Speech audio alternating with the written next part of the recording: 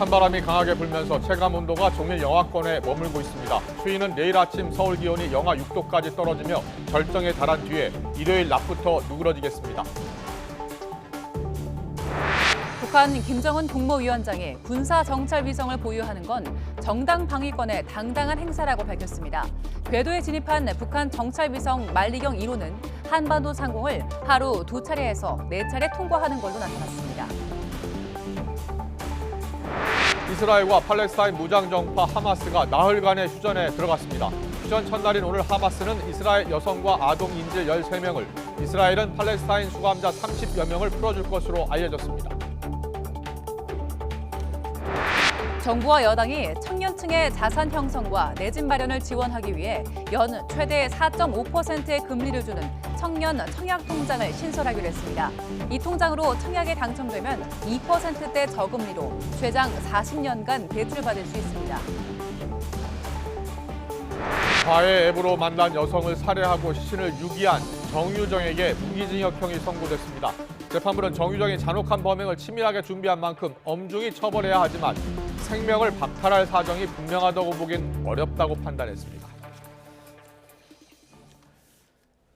더 뉴스 이어가겠습니다. 북한이 발사한 군사정찰위성 만리경 1호가 궤도에 정상 진입해 하루에 지구 15바퀴를 돌고 최소 두 차례 이상은 한반도 상공을 지나는 것으로 확인됐습니다. 미국의 소리 VOA 방송은 실시간 위성 추적 웹사이트 엔투요 자료를 바탕으로 고도 507km 안팎에서 긴 타원형 궤도를 그리면서 지구를 돌고 있다고 보도했습니다. 하루에 지구 15바퀴 정도를 돌고 있는 것으로 분석을 했는데 한반도 상공은 하루 2차례에서 4차례 정도 지날 것으로 예상했습니다. 북한 조선중앙통신은 김정은 국무위원장이 군사정찰위성 보유에 대해 초호도 양보할 수 없고 순간도 멈출 수 없는 정당 방위권의 당당한 행사라고 말했다고 보도했습니다. 김 위원장은 어제 국가항공우주기술총국을 방문해 만리경 1호를 탑재한 운반 로켓 천리마 1형 발사를 성공으로 이끈 과학자와 기술자 등을 격려하며 이같이 밝혔습니다. 이어 북한의 전쟁 억제력을 획기적으로 높였다며 더욱 분발해서 당이 제시한 항공우주정찰 능력 조성의 당면 목표와 전망 목표를 향해 총 매진해 나가자고 독려했습니다. 이번 격려 방문에는 김 위원장의 딸 주혜도 동행했는데 주혜는 같은 날 저녁 평양에서 열린 정찰위성 발사 성공 자축연회에도 참석했습니다.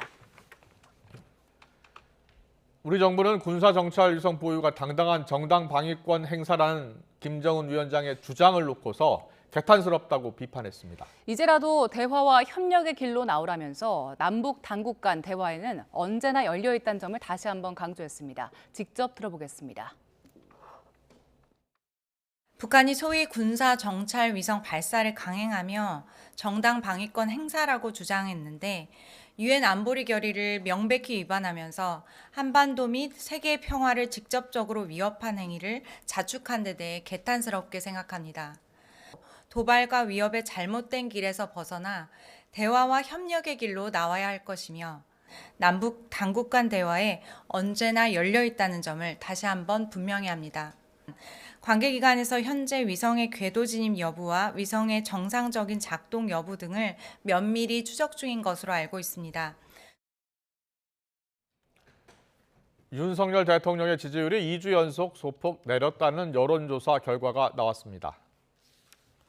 한국갤럽이 지난 21일부터 사흘 동안 전국 만 18세 유권자 1,001명에게 물은 결과 윤석열 대통령 직무 수행 긍정평가는 33%, 부정평가는 59%로 나타났습니다.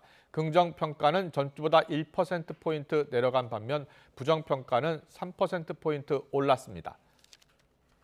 정당 지지도는 국민의힘이 33%로 2%포인트 떨어졌고 더불어민주당은 2%포인트 오른 35%를 기록했습니다.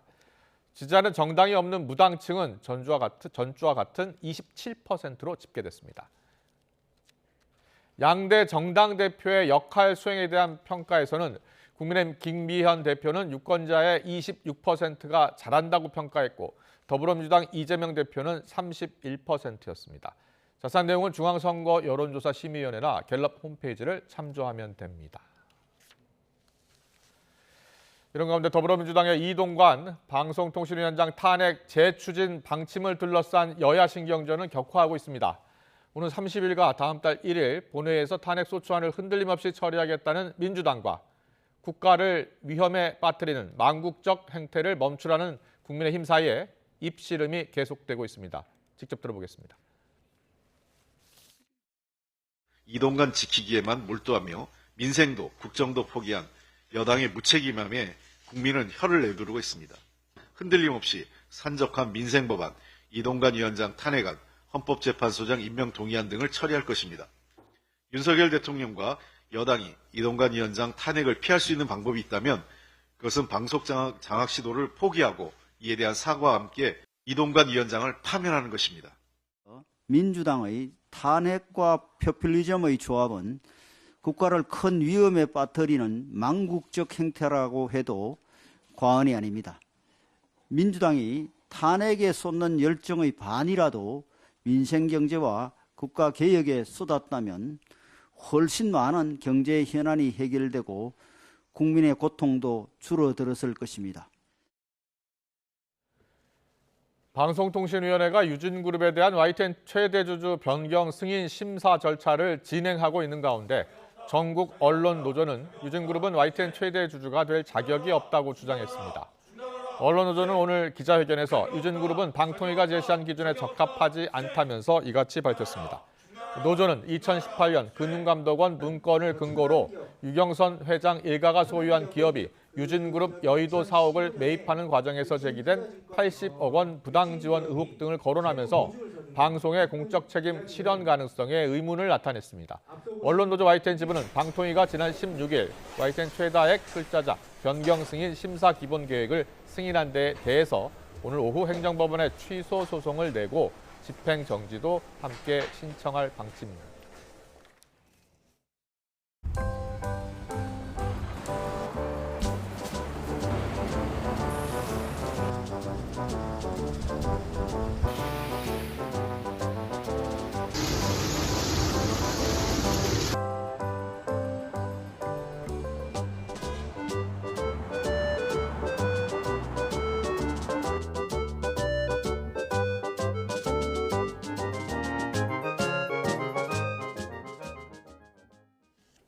네, 오늘 다시 영하권 추위가 찾아오면서 곳곳에서는 눈도 내리기도 했습니다. 이번 추위 주말 절정에 이른 뒤에 다소 누그러들 것으로 보입니다. 네, 이번 겨울에는 특히 냉탕과 온탕을 오가는 변덕스러운 날씨가 예상되는데요.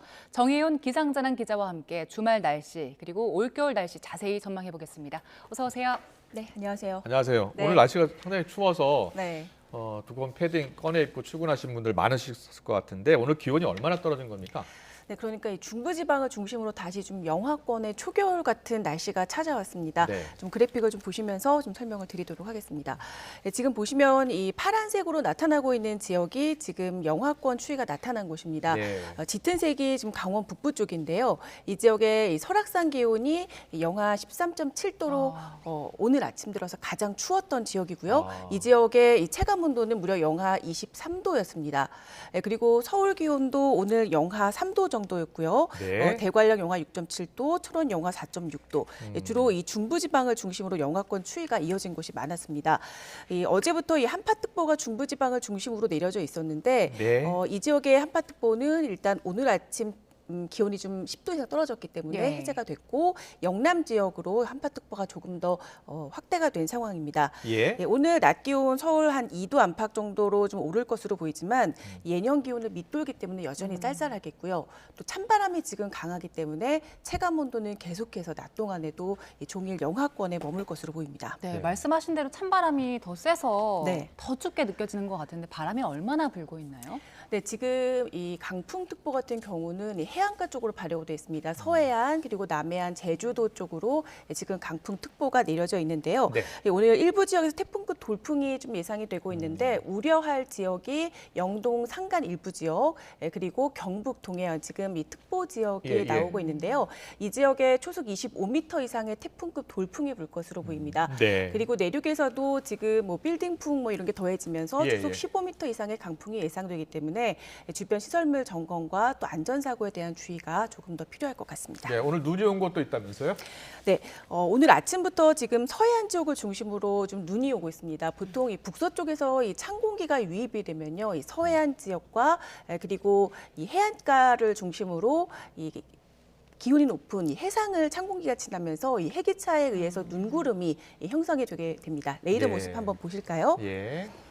네, 이게 오늘 아침 8시 모습을 제가 이제 레이더 모습을 좀 가지고 나왔는데요. 예. 지금 영상을 좀 보여주시면 좋겠는데, 네, 지금 보시면 이 파란색으로 서해안 쪽에 지금 보이시죠? 네. 보통 이 해기차에 의해서 형성된 눈구름은 이렇게 빗자루 모양의 눈구름이 형성이 됩니다. 추위로 인해 생긴 눈구름이 마치 이 빗살 모양처럼 이 레이더상으로 표현이 되는 거거든요. 네. 그런데 이 찬 공기 세력이 강하면 강할수록 더 이 빗살 모양의 눈구름이 더 세게 나타나게 됩니다. 네. 오늘 아침에는 충청과 호남 지역 쪽으로 이렇게 빗살무늬 형태의 눈구름이 형성이 됐고요. 그리고 지금은 지금 보시면 오전보다는 기온이 좀 올랐기 때문에 네. 눈구름이 조금 더 약해진 모습을 보실 수가 있습니다. 아침부터 눈이 조금씩 내리기 시작했고요. 이 지역을 중심으로는 오늘 1cm 안팎, 그리고 제주 산간 쪽으로는 1에서 3cm 정도의 눈이 예상이 되고 지금 화면에 있습니다. 눈 화면 나오는데 저 정도 내린 건 아니죠? 아닙니다. 네, 아직까지는 아닙니다. 네, 네. 오늘 뭐 양이 자료 화면입니다. 네, 많지는 않지만 이 영하권 추위 속에서 1cm 안팎의 눈이 내린다고 하더라도 이 도로 살얼음이 만들어질 수 있기 때문에 예. 주의가 좀 필요하겠습니다. 네. 걱정인 게 주말에 네. 기온이 더 떨어진다면서요? 네, 맞습니다. 내일이 토요일이잖아요. 또 야외 활동도 많으실 것 같은데 주말인 내일 아침 오늘보다 기온이 더 떨어질 것으로 예상되고요. 올가을 들어서 가장 추운 날씨가 찾아오는 곳도 많겠습니다. 네. 이 밤사이 북서쪽에서 상층 온도가 영하 40도에 달하는 이 찬 공기가 좀 내륙으로 유입될 것으로 보이기 때문인데 화면으로 조금 확인을 좀 해보시죠. 네, 네. 네, 지금 보시면 이제 우리나라가 지금 이쪽에 있습니다. 예. 네, 지금 보이시죠? 그리고 그 위쪽으로 중국 지금 북부 지역을 중심으로 찬 공기가 위치해 있습니다. 최근 영하 30도 안팎의 한파가 좀 예고가 됐어요. 예. 이 헤이롱 장성과 랴오닝성 그리고 아. 지린성 등에 이달 초에도 영하 20도 안팎의 또 한파랑 또 폭설이 중국 북부 지역은 그러면 지금 네, 기온이 많이 맞습니다. 떨어져 있겠네요. 네, 예. 지금 뭐 영하 20도 안팎의 추위가 지금 예. 찾아온 상황이고 이 지역에서는 이달 초부터 좀 인명 피해가 좀 계속해서 발생을 아, 하고 있거든요. 예, 예. 이 지역에 한파를 몰고 온 이 대륙 고기압이 지금 밤사이 지금도 지금 일부 내려와 있는 상황이고요. 네. 지금 보시면 우리나라 쪽으로 계속 좀 확대하는 거 보이시죠? 예. 네, 내일 아침 상황인데요. 내일 아침에는 지금 영남 지역 쪽으로 한파특보가 더 확대됐다고 말씀을 드렸는데 지금 보시면 한기가 우리나라 쪽으로 유입이 되면서 이 영남 지역까지 깊숙이 지금 영하권 추위가 내려가는 것을 보실 수가 있습니다. 영하 10도 안팎에 육박하는 기온 분포일 것으로 예상이 되고 있습니다. 네. 자, 그래서 내일 아침 기온이 오늘보다 더 떨어집니다. 서울이 영하 6도로 예상이 되고요. 그리고 체감 온도는 영하 9도까지 곤두박질하겠습니다. 아. 찬바람이 좀 더 강해지는 셈인데요. 네. 이 영하권 추위가 일요일까지는 좀 이어질 걸로 예상이 됩니다. 네. 아침 기온이 일요일 아침까지는 영하 2도 선에 머물겠고요. 그리고 다음 주 월요일에는 전국에 비가 내리면서 기온이 잠시 오릅니다. 그러니까 추위가 잠깐 누그러진다고 보시면 되겠는데 예, 예. 하지만 이게 끝이 아닙니다. 기온이 잠시 오른다고 해도 비가 내리기 때문에 완전히 날이 풀린다고 보기 좀 힘들고요. 지금 보시면 다시 화요일쯤에 기온이 영하권으로 내려가기 때문에 당분간 이렇게 기온 변동폭이 큰 이 추운 날씨가 좀 지속된다고 보셔야 될 것 같습니다. 네.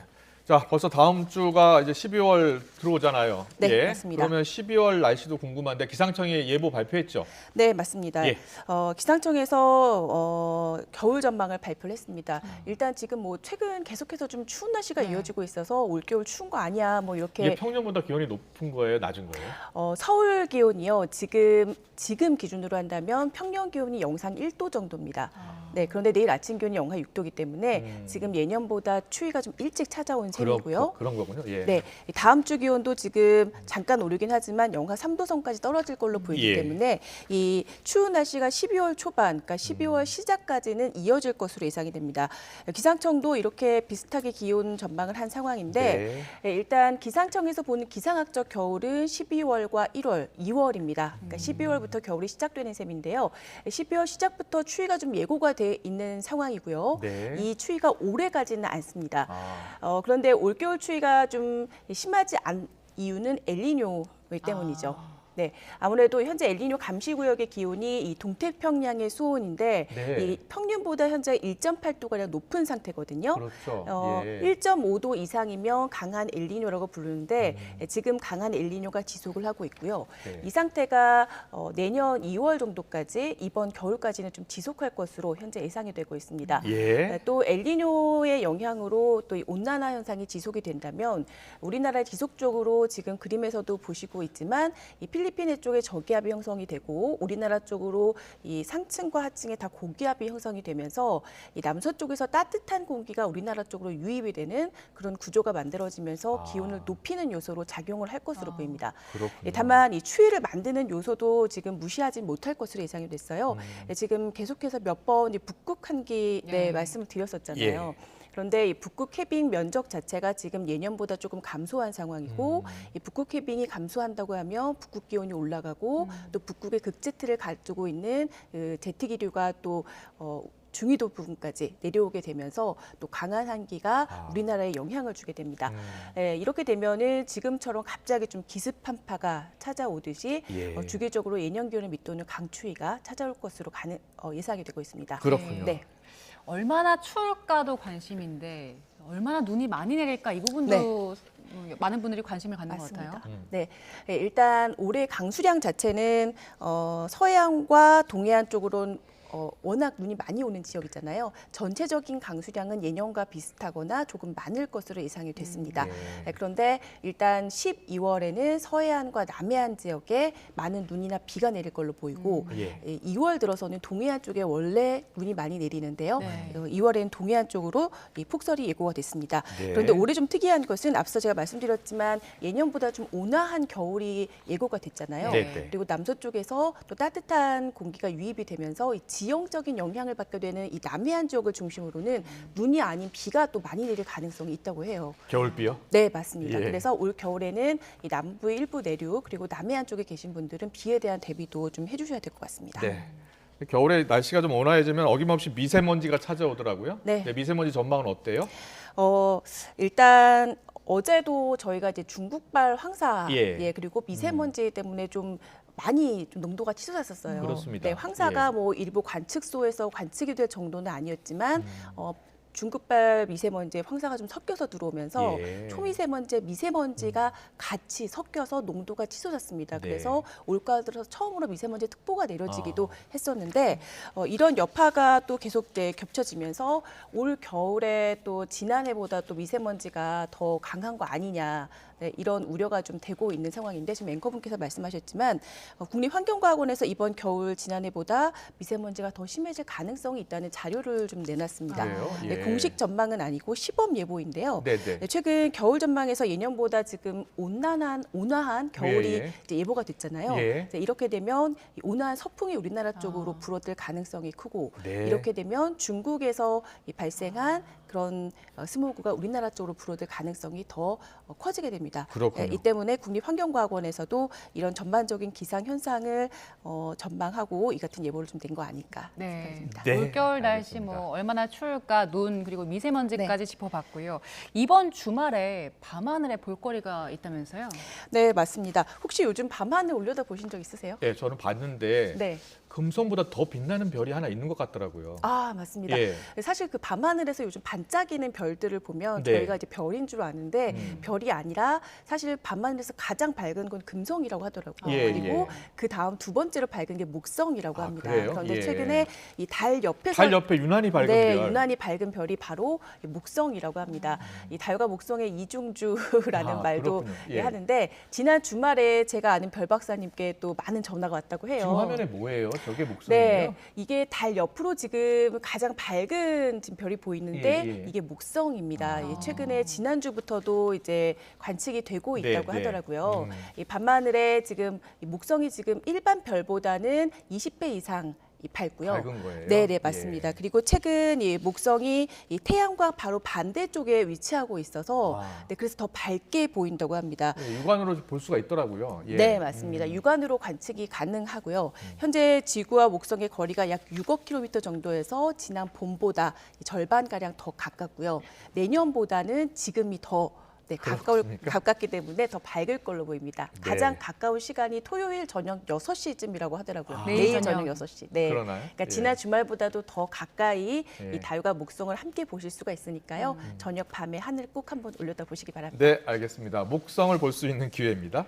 올겨울을 들으신 대로 좀 온화한 날씨, 온화한 겨울 예상을 하셨고요. 미세먼지는 좀 조심해야 될 것 같습니다. 정혜윤 기상재난 기자와 함께 알아봤습니다. 잘 들었습니다. 맞습니다.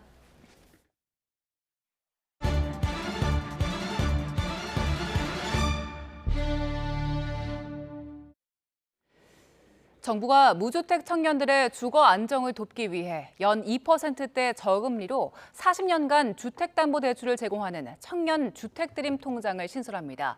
이 청약통장은 최대 4.5%의 높은 이자율을 제공하고요. 결혼과 첫 출산, 그리고 다자녀 출산 등 생애주기 3단계에 걸쳐서 추가로 금리를 낮춰줍니다. 취재기자 연결해서 자세한 내용 알아봅니다. 이승윤 기자. 네, 경제부입니다. 네, 정부가 청년층에 시중금리의 절반 이하의 대출해주는 청약 통장을 신설했다고요? 네, 그렇습니다. 원희룡 국토교통부 장관은 오늘 당정협의회에서 청년층의 내 집 마련 지원 대책을 내놨습니다.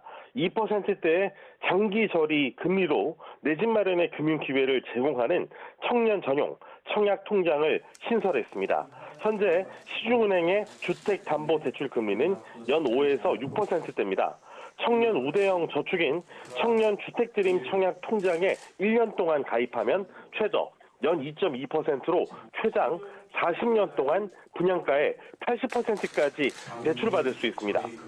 원 장관은 공공분양주택 뉴홈 34만 가구를 연 10만 명 이상의 청년에게 제공하겠다고 강조했습니다.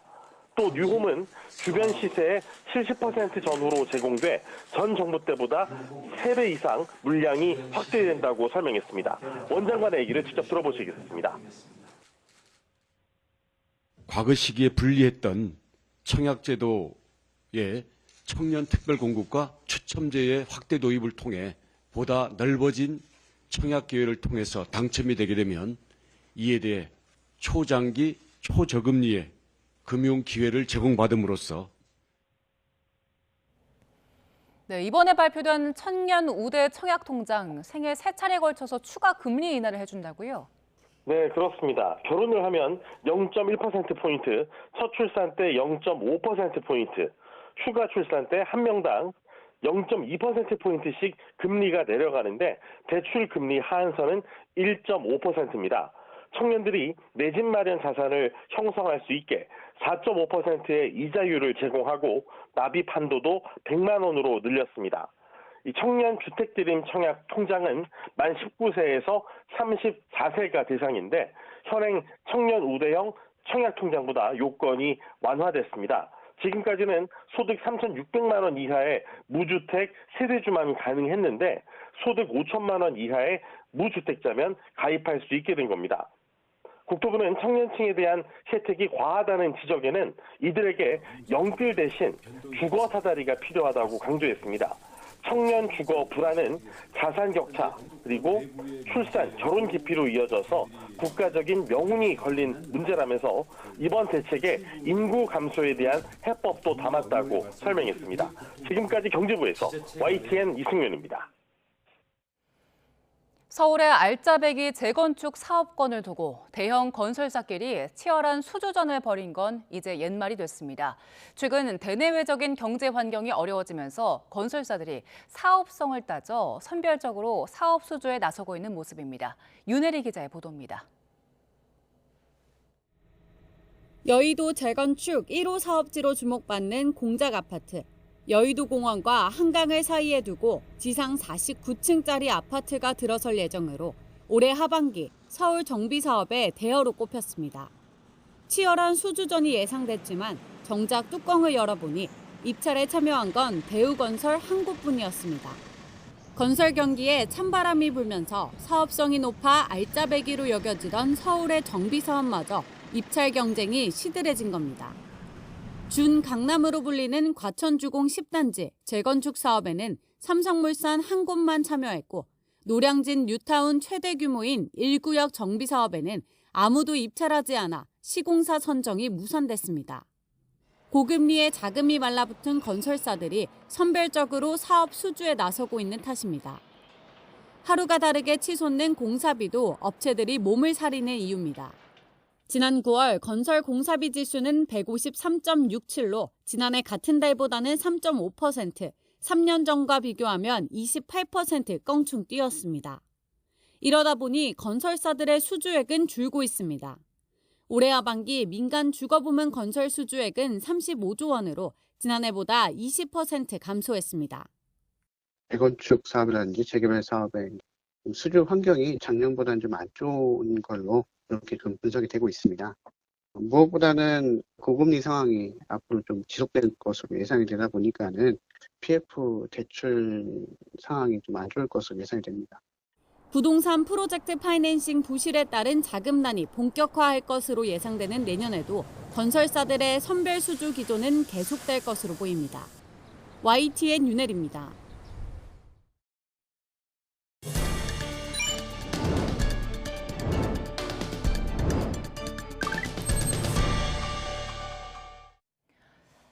지난주 한 유튜버가 서울 광장시장에서 주문했다며 올린 15,000원짜리 모둠전입니다. 보통 모둠전이라고 하면 큰 접시에 담긴 푸짐한 양을 떠올릴 텐데 양이 턱없이 적어서 바가지 아니냐는 비판이 이어졌습니다. 1,500원, 아니 1,000원, 2,000원 정도. 이게 이거 15,000원이지? 아, 그럼요. 아, 이거 뭐 이유가 있겠지. 1,000원. 와, 이게 15,000원이라고? 이 영상은 온라인에서 크게 화제가 됐는데요. 조금 전 영상에 담기지는 않았지만 전체 영상을 보면 상인이 양이 적다면서 더 시키라고 강요하거나 카드는 안 된다는 말도 합니다. 누리꾼들은 바가지다. 광장시장에 외국인 관광객이 많이 가는데 부끄럽다는 반응을 보였는데요. 이런 논란으로 시장 전체 이미지가 손상되기도 하죠. 광장시장 상인회는 결국 해당 점포에 영업정지 10일 처분을 내렸습니다. 광장시장은 가격 정찰제를 시행하고 있는데요. 그러다 보니 앞서 본 점집의 경우 음식값을 올리지 못하니까 양을 줄여서 이득을 취하려 한 걸로 보입니다. 유통업계의 슈링크플레이션이 떠오르죠. 상인회 측은 저울로 음식의 중량도 맞추는 방안까지 고심하는 걸로 알려졌습니다. 비단 광장시장만의 이야기는 아닙니다. 대표 쇼핑 명소 서울 명동에서도 최근 바가지 요금 논란이 있었는데요. 이후 명동 상인회는 회오리 감자와 붕어빵, 핫바와 군만두, 또 오징어 구이 등 너무 비싸다는 지적을 받은 일부 품목의 가격을 내렸는데요. 여전히 비싸다는 비판이 있긴 하지만 명동 노점상들이 자발적으로 가격 인하에 나선 건 처음입니다. 또 지난달부터는 의무적으로 가격을 표시하는 가격 표시제가 도입돼서 서울시와 중구청이 연말까지 현장 단속에 나설 계획입니다. 그러나 가격을 못 올리자 양을 줄인 광장시장 사례에서 알 수 있듯 가격 표시제만으로는 바가지 요금을 해결하긴 어려울 거란 목소리도 나옵니다. 요즘은 많은 외국인 관광객이 유튜브와 SNS 등으로 여행 정보를 공유하지요. 쇼핑과 관광의 선택지가 더 넓어진 만큼 이런 바가지 논란이 계속되면 결국 관광객의 발길이 끊기는 것 기억해야겠습니다. 네, 방금 들어온 소식인데요. 정부 웹사이트 마비 소식이 또 들어와 있습니다.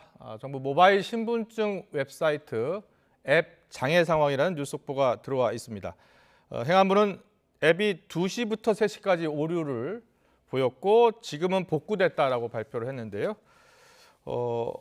모바일 신분증 웹사이트는 아직 접속이 안 되고 있다는 소식입니다. 다시 한번 전해드리겠습니다. 모바일 신분증 웹사이트 앱 장애가 지금 나가지고 행안부가 복구 작업을 했고요. 행안부는 복구 작업을 마쳤다라고 했지만 모바일 신분증 웹사이트 아직 접속이 안 된다는 뉴스 속보가 들어와 있습니다. 지난주에 정부 24가 완전히 마비가 됐었죠. 그리고 복구가 됐다고 했는데 어제도 조달청 관련 사이트가 마비되기도 했고요. 오늘 다시 모바일 신분증 웹사이트도 마비를 겪었다라는 뉴스 속보가 들어와 있습니다. 네, 관련 소식은 좀 더 들어오는 대로 다시 정리해서 전해드리겠습니다. 다음 소식입니다. 이스라엘과 하마스 간 일시 휴전이 예고된 대로 우리 시각으로 오늘 오후 2시부터 시작이 됐습니다. 1차 석방 대상인 인질들은 밤늦게 풀려날 예정인데요. 현재 진행 상황은 취재기자 연결해 알아보겠습니다. 유재훈 기자. 네, 국제부입니다. 네, 이스라엘 하마스 간의 임시 휴전 예고된 대로 일단 시작이 된 거네요. 네, 그렇습니다. 앞서 이번 협상의 중재역을 맡은 카타르가 밝힌 대로 나흘간의 일시 휴전이 현지 시각 24일 오전 7시, 우리 시각 오늘 오후 2시에 시작됐습니다. 외신들이 이 같은 사실을 일제히 전하고 있습니다.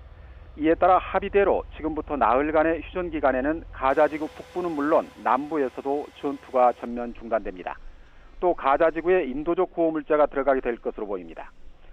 휴전 첫날인 오늘 우리 시간 밤 11시쯤에는 하마스가 붙잡고 있는 인질들도 풀려나게 됩니다. 우선 여성과 아동 인질 13명입니다. 하마스는 이들을 국제 적십사사에 인계하고 이후 적십사사는 남부의 라파 국경 검문소에서 이스라엘군 대표에게 넘기는 절차를 밟게 될 것으로 전해지고 있습니다. 이후 인질들이 이스라엘로 들어간 2시간 뒤에 이스라엘 감옥에 갇혀 있는 팔레스타인 수감자들도 풀려나게 됩니다. 이스라엘 인질 1명당 수감자 3명의 비율로 1차 석방 대상은 39명이 될 것으로 전해지고 있습니다. 앞서 이스라엘과 하마스는 나흘간 240여 명의 인질 가운데 50명과 수감자 150명을 각각 풀어주기로 합의한 만큼 1차 석방 이후에 나머지 사람들도 단계적으로 석방하는 과정을 거칠 것으로 보입니다. 네, 하마스에 붙잡힌 태국 인질들도 이번에 풀려날 것이라는 보도가 나오던데요. 1차 석방 인질에 포함되어 있는 겁니까? 네, 태국인 인질들은 이번 석방 협상과는 별개 사안입니다.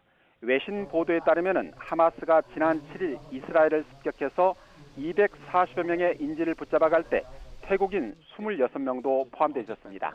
이후 태국 정부는 이란 등을 통해 별도 석방 협상을 벌여왔습니다. 그 결과 이 26명 가운데 이번에 이스라엘 하마스 일시 휴전 협상과는 별개로 23명이 조건 없이 풀려날 것이라는 소식이 전해지고 있습니다. 네, 임시 휴전 개시 직전까지 이스라엘은 하마스뿐만 아니라 레바논 헤즈볼라와도 격전을 벌였다면서요? 네, 그렇습니다. 이스라엘이 하마스와 일시 휴전 시작을 앞두고 가자지구에 대한 공세를 더욱 강화했습니다. 이스라엘군은 하마스의 요새로 관주한 가자시티 바로 북쪽 자발리아의 지상군 공격뿐만 아니라 공습도 계속을 했습니다. 이 과정에서 난민촌 내 유엔 학교를 공습해 최소 27명이 숨지고 93명이 다친 것으로 전해졌습니다. 이스라엘군은 특히 칸 유니스의 공습을 통해서 하마스의 해군 지휘관을 제거했다고 밝히기도 했습니다. 이스라엘군은 또 하마스 작전 시설로 주목해 지난 15일 기습해 점령한 알시파 병원의 병원장과 의사들도 체포해서 하마스가 운영했다는 땅굴 터널 등과 관련해 조사하고 있는 것으로 전해졌습니다. 이스라엘군은 이와 함께 레바논 무장정파 헤즈볼라의 대규모 로켓포 공격에 맞서서 공습 등으로 원점을 타격하며 교전을 벌였습니다. 네, 이번 이제 일시 휴전을 계기로요. 휴전 연장 가능성도 벌써부터 흘러나오는 것 같습니다. 어떻게 전망이 됩니까? 네, 앞서 이스라엘 하마스 합의에서는 인질 10명이 석방될 때마다 휴전 기간을 하루씩 연장하기로 했습니다. 이에 따라서 인질 석방이 쪼개기식으로 계속되며 휴전도 이어질 것이라는 전망이 나오고 있습니다. 당장 외신들은 바이든 대통령이 네타냐후 이스라엘 총리에게 석방 대상 인질의 구체적 정보를 주면서 합의 수용을 권고했는데 1차 50명에 이어서 20여 명이 추가 석방될 가능성도 있다고 보도를 하고 있습니다. 하지만 이스라엘은 신중한 입장입니다. 이스라엘군은 휴전 시작 4분 전에 소셜미디어 X에 영상과 글을 올려서 인도주의적 교전 중단은 일시적인 것이라면 전쟁은 아직 안 끝났다고 팔레스타인 주민들에게 경고했습니다.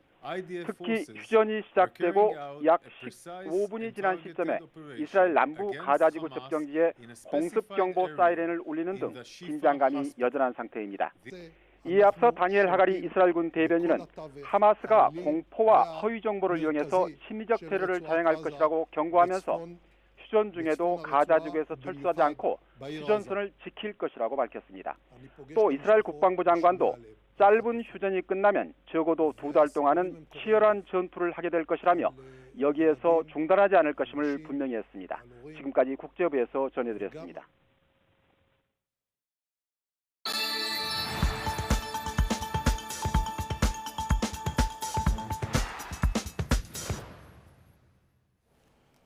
과외 앱으로 만난 20대 또래 여성을 살해하고 시신을 훼손해 유기한 정유정에게 1심 법원이 무기징역형을 선고하고 위치 추적 전자장치 30년 부착을 명령했습니다. 재판부는 잔혹한 범행을 치밀하게 준비했고 아무런 관계가 없는 사람을 대상으로 했다는 점에서 엄중한 처벌이 필요하지만 정유정의 생명을 박탈해야 하는 특별한 사정이 분명히 있다고 보기 어렵다며 판결 이유를 설명했습니다. 정유정은 지난 5월 중학생을 가장해 일면식도 없는 피해자를 만나 살해하고 시신을 훼손해 낙동강변 공원에 버린 혐의로 재판을 받아왔습니다. 앞서 결심 공판에서 검찰은 정유정에게 사형을 구형한 바 있습니다. 놀이동산에서 살인을 벌이겠다는 글을 온라인 공간에 여러 차례 올린 10대에 대해서 검찰이 실형을 구형했습니다. 검찰은 오늘 수원지방법원에서 열린 19살 A씨 재판에서 징역 2년을 내려달라고 요청했습니다. A씨는 지난 8월 사흘에 걸쳐 흉기 난동 관련 뉴스 댓글창에 자신도 곧 놀이동산에서 일가족을 상대로 흉기 난동을 벌이려 한다고 여러 차례 적어 경찰 인력이 투입되게 한 혐의를 받고 있습니다. 층간 누수 문제로 다투던 아랫집 노인을 살해하고 불운을 낸 혐의로 구속 기소된 40대가 1심에서 무기징역을 선고받았습니다. 서울 남부지방법원은 40살 정모 씨의 유죄가 충분히 인정되고 재범 위험성도 있다며 무기징역을 선고했습니다. 재판부는 특히 정 씨가 자신의 경제적인 어려움과 가족 문제 등을 모두 피해자 탓으로 돌리며 범행을 저질렀다며 유족의 상처를 가늠하기도 어렵다고 질타했습니다. 서경덕 성신여대 교수가 2026 북중미 월드컵 아시아 2차 예선에서 벌어진 중국 관중의 비신사적인 행위를 국제축구연맹 피파에 고발했다고 밝혔습니다. 서 교수는 오늘 SNS에 올린 글에서 지난 21일 경기 당시에 일부 중국 관중이 애국가가 나오기 전 야유를 보내거나 한국 선수를 향해서 레이저 불빛을 쐈다면서 이같이 설명했습니다.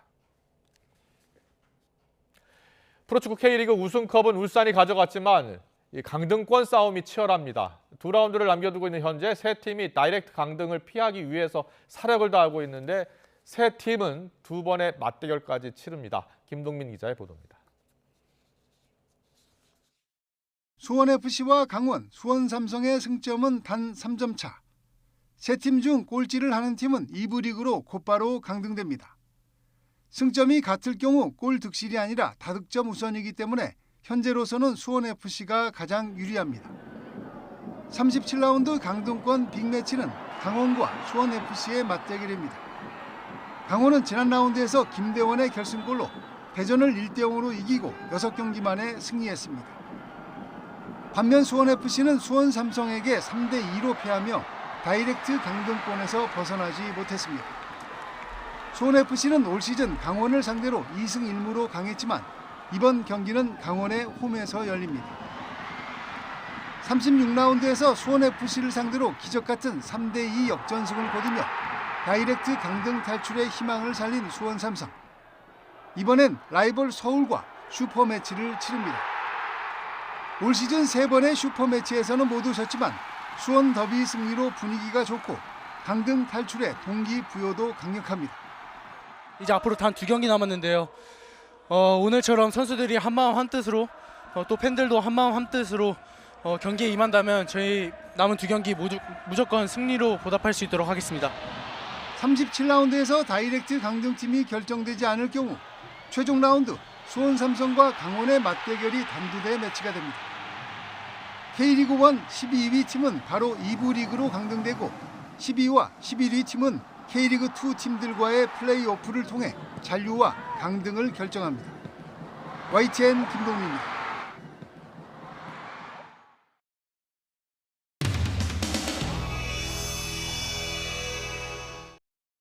우발적인 충돌을 방지하기 위한 그거야말로 평화적인 행동입니다. 그런데 덮개를 개방한 것은 포를 쏘기 위한 행위이기 때문에 공격적 행위입니다. 지금 우리나라를 이스라엘과 하마스의 상태로 지금 몰고 가신다는 생각은 안 하세요? 전혀 아니고 그거를 방지하기 위한 노력이고.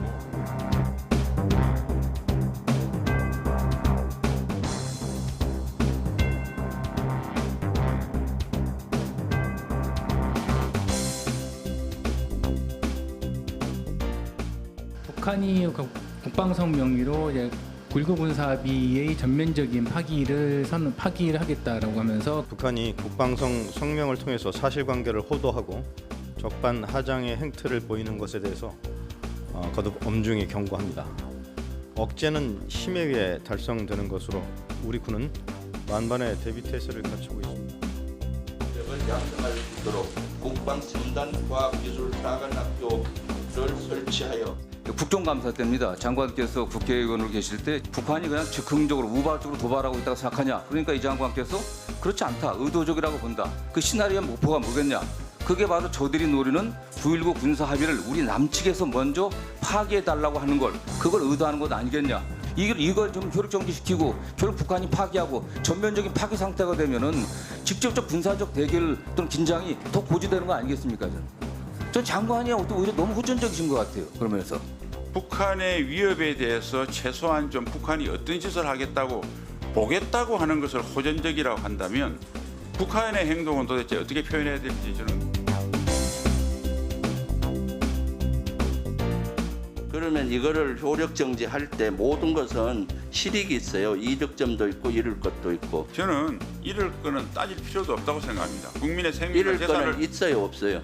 저는 없다고 생각합니다. 이러한 군사 합의조차도 안보를 정쟁화해서 총선에 이렇게 긴장도를 높여서 갖고 가기 위한 비판도 있어요.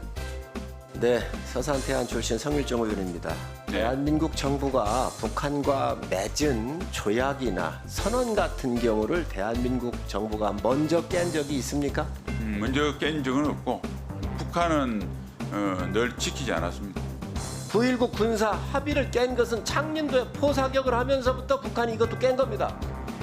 19년도 11월 23일 날 그때도 북풍을 했다는 말입니까? 지금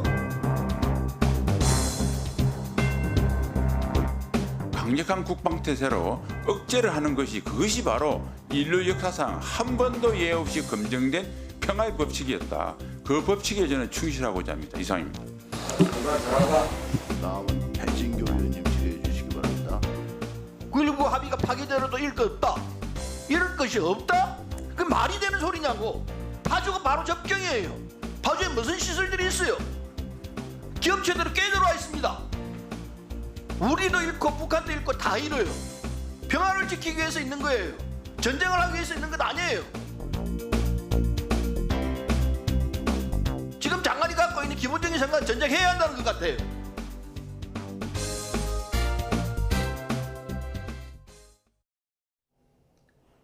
다시 초겨울 추위가 기승을 부리고 있습니다. 한낮인 지금도 찬바람이 불며 체감온도는 영하권에 머물고 있는데요. 주말인 내일은 서울 아침 기온이 영하 6도까지 떨어지며 올가을 들어서 가장 춥겠습니다. 따뜻한 옷차림으로 보온에 신경 써주셔야겠습니다. 내일은 전국이 대체로 맑겠지만 동해안 지역은 대기가 무척이나 건조하겠습니다. 영남 지방에는 한파주의보가 내려진 가운데 내일 아침은 때이른 추위가 절정에 달하겠는데요. 내일 서울 아침 기온은 영하 6도, 대관령은 무려 영하 12도까지 곤두박질하겠고요. 한낮에도 찬바람이 불며 체감 영하권 추위가 이어지겠습니다. 내일 서울 낮 기온은 4도, 대전은 6도, 대구는 8도를 보이겠습니다. 다음 주 월요일에는 중서부와 호남 지방에 비나 눈이 내리면서 추위가 잠시 주춤하겠습니다. 지금까지 날씨 정보였습니다. 네, 이슈를 더 쉽게 전해드리는 더 뉴스, 다음 주에는 더 준비하겠습니다. 잠시 뒤에는 뉴스큐가 방송됩니다. 시청해주신 여러분 고맙습니다.